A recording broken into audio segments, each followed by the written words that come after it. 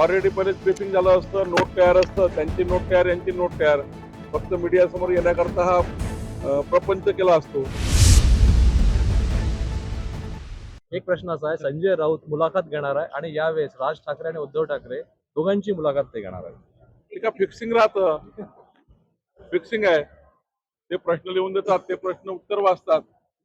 असं आहे की ती मुलाखत कुणाची आहे, संजय राऊत जी मुलाखत घेतात तिकडे ते उत्तर देतात. ऑलरेडी पहिलेच ब्रीफिंग झालं असतं, नोट तयार असतं, त्यांची नोट तयार, यांची नोट तयार. फक्त मीडियासमोर येण्याकरता हा प्रपंच केला असतो. मला असं वाटतं की एवढे सारे मीडिया आहे महाराष्ट्रामध्ये, सर्व मीडियाच्या माध्यमातून झालं तर बरं होईल. अजितदादांनी काल भाजपवर अप्रत्यक्ष टीका केली. पुणे महानगरपालिकेत भाजपची खूप मोठी आहे, भ्रष्टाचाराचे आरोप केले. तुमच्यासोबत एकीकडे सत्तेत आहे, दुसरीकडे काहींच्या प्रॉपर्टीज एवढ्या कशा वाढल्या अशा पद्धतीचा आरोप भाजपच्या पदाधिकारी.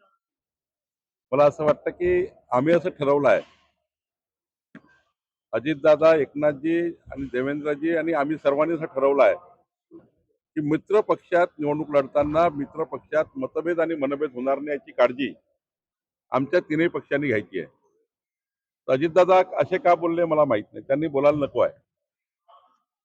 अजितदादांनी बोलायला नको आहे, कारण आम्ही सर्व नेत्यांनी बसून ठरवलेलं आहे, आम्ही सर्व समन्वय समितीच्या पदाधिकाऱ्यांनी बसवून ठरवलं आहे.